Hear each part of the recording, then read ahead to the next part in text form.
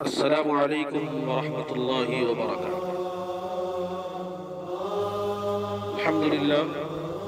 الحمد لله وكفى وسلام على عباده الذين اصطفى. أما بعد، أعوذ بالله من الشيطان الرجيم. بسم الله الرحمن الرحيم. من ذا الذي يقرض الله قرضا حسنا إلى آخر صدق الله العظيم. برادران اسلام، رمضان المبارک کا یہ مقدس مہینہ چل رہا ہے، جہاں رمضان المبارک کے اس مقدس مہینے میں ہم اور آپ روزہ، نماز، تلاوت قرآن اور دیگر عبادتوں کا خیال رکھتے ہیں۔ اسی طریقے سے یہ مہینہ ہمدردی کا مہینہ ہے، غم گزاری کا مہینہ ہے، صلہ رحمی کا مہینہ ہے، الفت و محبت کا مہینہ ہے۔ اس ماہ میں حتی الامکان اللہ کی راہ میں خرچ کرنے میں بعض لوگ اس ماہ میں بھی کنجوسی سے کام لیتے ہیں۔ آئیے میں آپ کو بتاتا ہوں قرآن و حدیث میں اس ماہ مبارک میں اللہ کی راہ میں خرچ کرنے سے کیا فائدہ ملتا ہے، چاہے رمضان ہو یا دیگر۔ لیکن رمضان میں چونکہ اللہ تبارک و تعالی تمام عبادتوں کا ثواب بڑھا دیتے ہیں، اللہ تعالیٰ کا وعدہ ہے تمام عبادتوں کا ثواب بڑھا دیتے ہیں۔ میں نے ایک آیت پڑھی ہے، من ذا الذی یقرض اللہ قرضا حسنا۔ سب سے پہلے یہ بات یاد رکھیے، اللہ تعالیٰ نے انسان کو عقل سلیم عطا فرمایا، اسے اشرف المخلوقات بنایا، عقل کی ہدایت اور نگہبانی کے لیے شریعت کی روشنی سے نوازا۔ اللہ تعالیٰ کی عبادت و اطاعت کا ایک خاص اللہ نے اصول بتا دیا ہے۔ عبادت کا طریقہ یہ بھی ہے، صلہ رحمی بھی عبادت میں۔ قرآن کریم میں اللہ تبارک و تعالیٰ جگہ جگہ، کئی جگہ، ایک جگہ نہیں کئی مقامات پر، تقریباً 12 مقامات پر اللہ رب العالمین 6 آیت میں 12 مقامات پر قرض حسنہ کا اللہ نے ذکر فرمایا، اور ہر آیت قرض حسنہ سے تعبیر کیا۔ اللہ تعالیٰ کے ارشاد کہیں پہ ہیں، کتاب محکمت آیاتہ ثم فصلت من لدن حکیم خبیر۔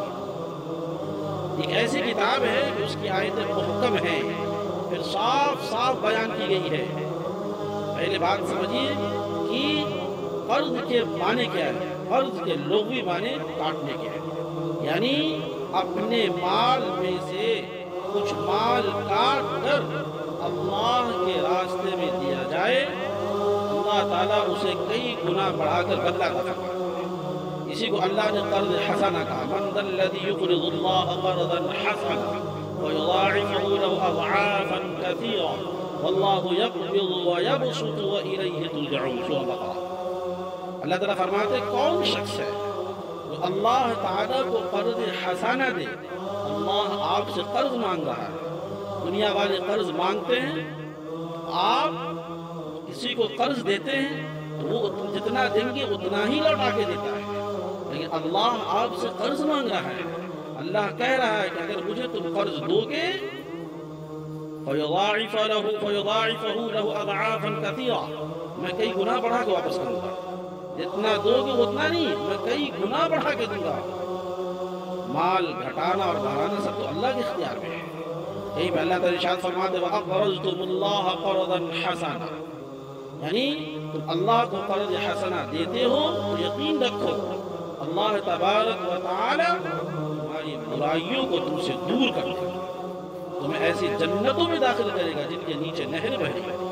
یہی پہ اللہ تعالیٰ فرماتے ہیں من ذا الذی یقرض اللہ قرضا حسنا فیضاعفہ لہ ولہ اجر کریم۔ یہ کون شخص ہے جو اللہ تعالیٰ کو قرض حسنہ دے تاکہ اللہ اسے بڑھا کر واپس کرے۔ کئی مقامات پہ اللہ تبارک و تعالیٰ نے انسان کو خطاب کر کے کہا کہ اللہ کو قرض کیا ہے؟ اپنے مال کو ضرورت مندوں کے درمیان تقسیم کرنے کا نام قرض حسنہ ہے۔ تو اللہ کے بندے ہیں، ان کو دینے کا نام وہ قرض ہے، اس کا خیال رکھنا، ضرورت مندوں کا، مسکینوں کا، بیواؤں کا، یتیموں کا، مسافروں کا تمام لوگوں کا خیال رکھنا، اسی کو قرض حسنہ ہے۔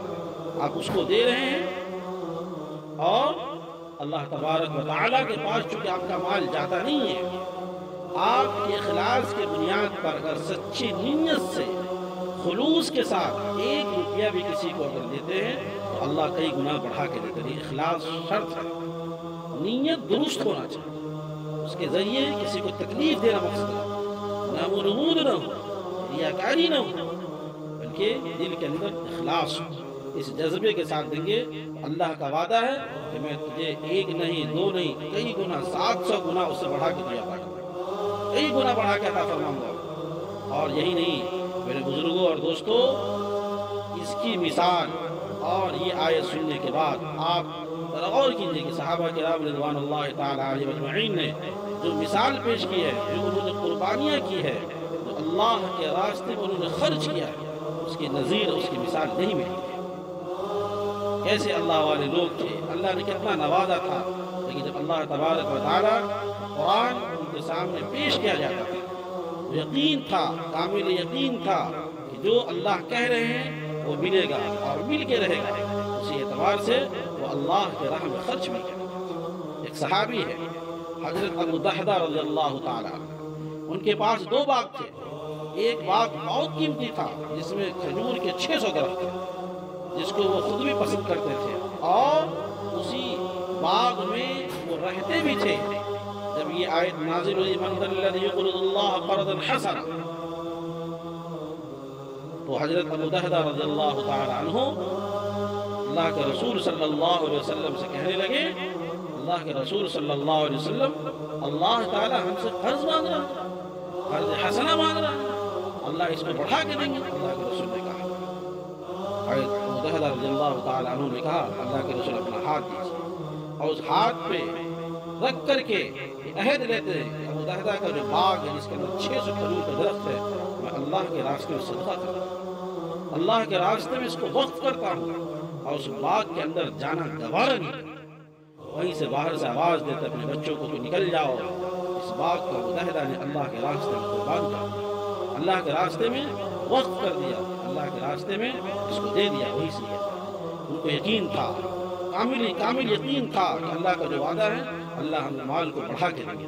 اسے رمضان المبارک کا مقدس مہینہ ہے، اپنے رشتہ داروں کا، اپنے ہمسایوں کا، غریبوں کا، غربا کا، مساکین کا، ضرورت مندوں کا خیال رکھیں۔ معاشرے میں بہت سارے ہمارے ایسے لوگ ہیں جو پردہ پوش ہیں، جو مانگتے تو نہیں ہیں، بعض تو ہمارے معاشرے پروفیشن جن کا ہو چکا مانگنے کی وہ تو ہے، لیکن بعض ایسے صاحب خیر حضرات ہیں جو پردہ پوش ہیں، تو آپ سے سوال نہیں کر سکتے، مانگنے میں جھجک محسوس کرتے ہیں، شرم آتی ہے، لیکن بہت سارے گھروں کے اندر اس رمضان کے مہینے میں پتہ نہیں افطاری کا سامان میسر ہے۔ بہت سے گھروں میں آپ عید کی تیاریاں کر رہے ہیں، بہت سے گھروں میں ان کے بچوں کو کپڑا میسر ہے کہ نہیں ہے، کھانا میسر ہے کہ نہیں ہے۔